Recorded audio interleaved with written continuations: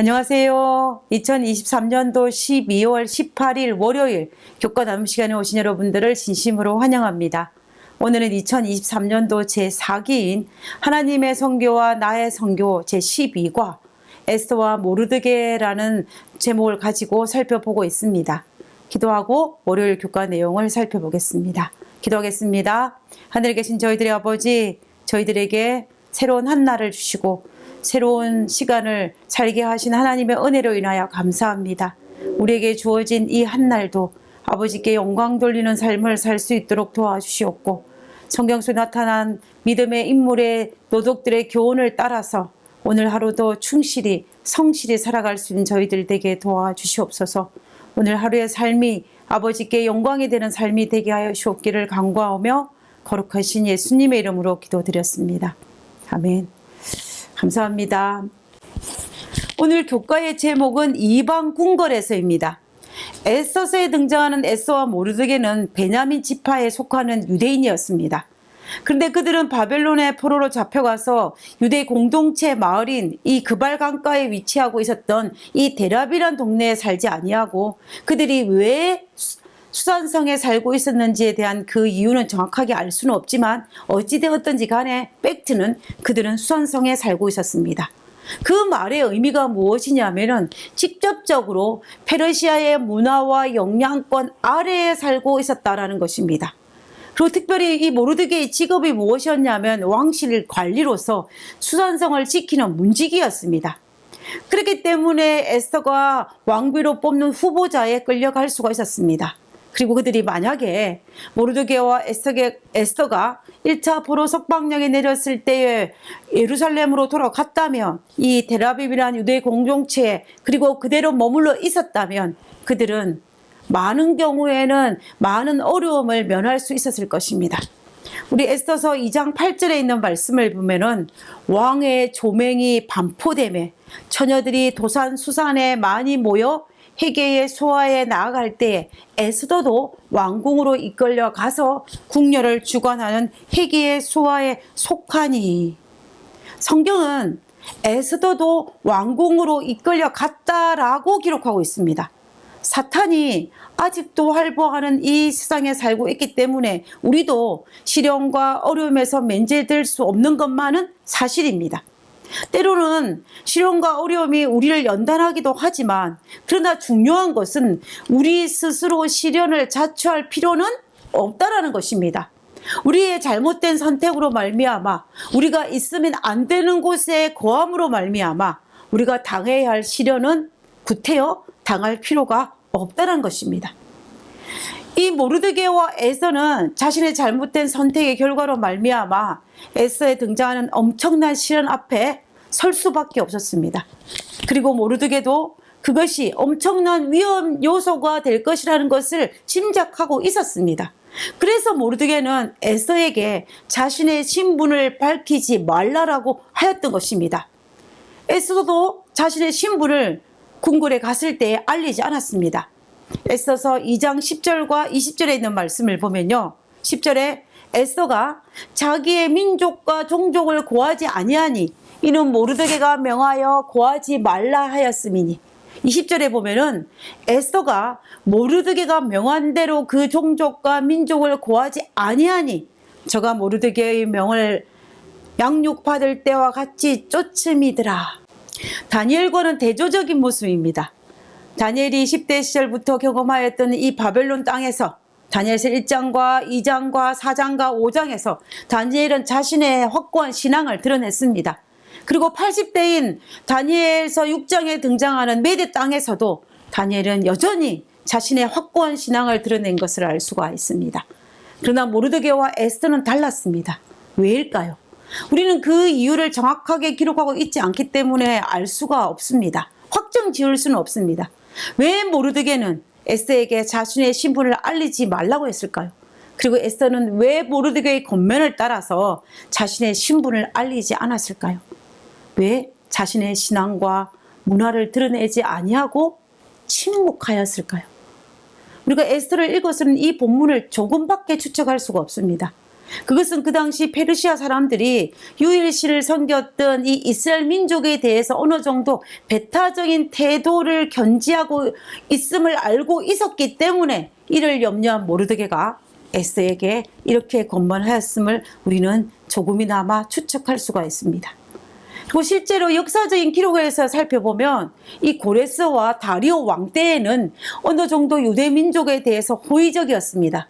그러나 에스더의 남편이었던 이 아하수에로, 역사서에는 그를 크세르크스 1세라고 기록되어 있는데 그때에는 유대인들에게 대해서 호의적이지 않았습니다. 그렇기 때문에 만약 이 모든 것을 관장하였던 헤게가 유대인들에 대한 어떤 나쁜 선입견을 가지고 있었다고 한다면 그는 에스더가 왕과 가까이 할 기회를 전혀 갖지 못하도록 해방할 것이 뻔했기 때문에 모르드게는 이를 염려하여서 에스더에게 자신의 신분을 노출시키지 못하도록 권면하지 않았나라고 우리는 추측할 수가 있습니다. 자신의 신분을 속인 에스더는 수산성에서 아하수에로 왕의 부인으로 위기가 닥치기 전, 우리가 그것을 시간을 따져보면 대략적으로 한 5년 정도가 됩니다. 그 말은 5년 동안 그 궁 안에서 편안하게 살았다라는 것을 알 수가 있습니다. 아마도 에스더는 페르시아인들처럼 먹고 입으면서 살았을 것입니다. 공식적인 행사에는 어쩌면 남편이 신봉하는 우성에게 절을 하였을지도 모르겠습니다. 그랬으니 남편도 하만도 에스더가 유대인이라는 사실을 전혀 눈치채지 못했던 것입니다. 에스더는 철저하게 자신을 숨기고 살았습니다. 물론 그것이 자신의 의도이든지 삼촌 모르드게의 의도인지는 알 수는 없지만 어쨌든 에스더는 타협된 신앙을 소유하였음을 우리는 충분히 짐작할 수가 있다는 것입니다.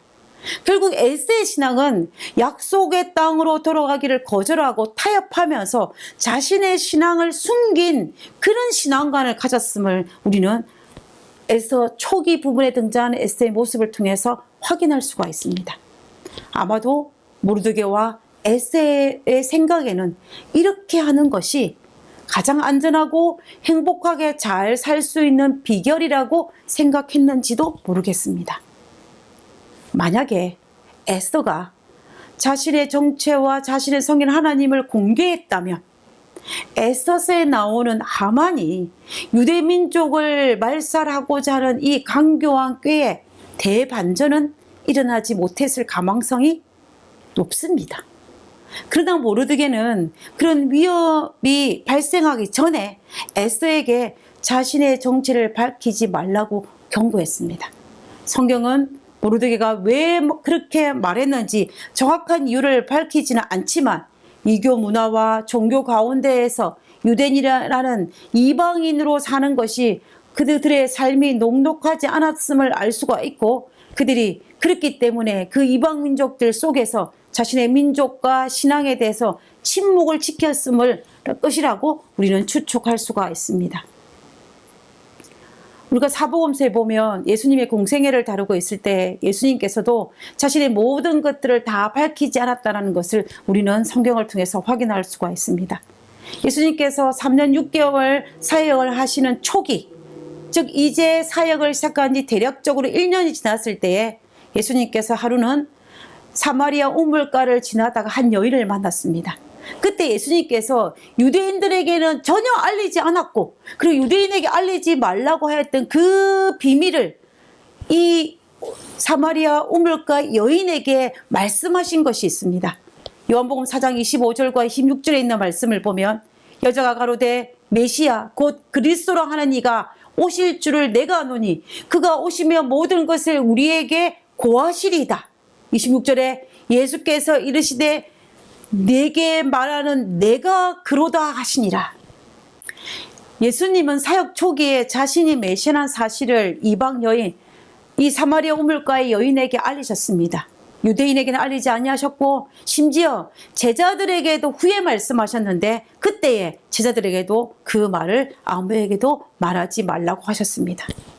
왜냐하면 예수님께서 왜 그렇게 하셨냐면 유대인들은 예수님이 메시아라는 사실을 믿지 않을 뿐만 아니라 자신이 계획하였던, 예수님께서 계획하셨던 이 구속 사업에 대해서 막대한 지장이 있을 줄 아셨기 때문에 그들에게 알리지 않으셨고 알리지 말라고 하셨던 것입니다.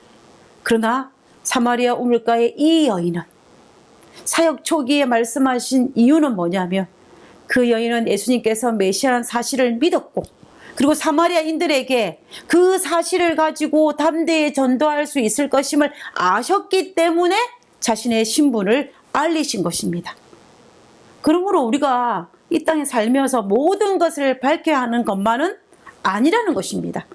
신중함은 하나의 미덕이 될 수 있습니다.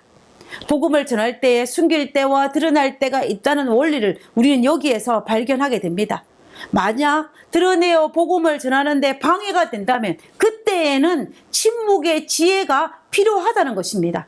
그러나 계속 숨기는 것이 잘하는 것은 아닐 것입니다.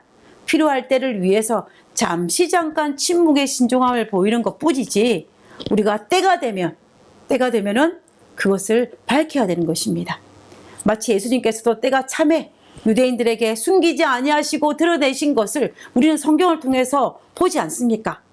신중함으로 침묵할지라도 우리의 정체성이 누구인지를 아는 것은 정말 중요하다는 것입니다. 오늘 우리가 필요한 것은 드러낼 때와 숨길 때, 말할 때와 침묵할 때를 분별할 줄 알도록 성령의 지혜를 강구하는 것입니다.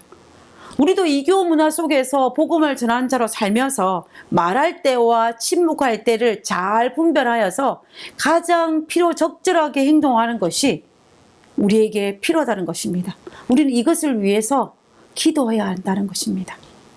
우리가 이 땅에 살아가면서 하나님 백성으로 살아갈 때, 말할 때와 침묵할 때, 그리고 드러낼 때와 숨길 때를 잘 알아서 우리가 이 이방 문화 속에 살지라도 그들에게 가장 큰 복음을 전하는 전달자의 삶을 살 수 있는 우리 모두가 되기를 간절히 바라면서 오늘 교과를 기도하고 마치도록 하겠습니다.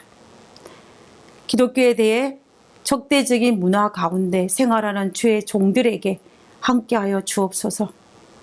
문화의 차이 때문에 고민하며 어떻게 할지 모를 때가 많습니다. 제게 부족한 것이 있거든 방법을 알려주시고 지혜롭게 행할 수 있도록 도와주옵소서. 하늘에 계신 저희들의 아버지, 우리가 비록 이방인 땅에 살면서 이방인들 문화 속에 거하며 살아가지만 하나님, 그럴지라도 우리가 누구인지를 정확하게 알게 하시고, 그리고 우리가 우리의 정체성을 드러낼 때와 밝힐 때를 가장 적절하게 잘 알아서 지혜로운 선교자의 삶을 살 수 있도록 주여 도와주시옵소서.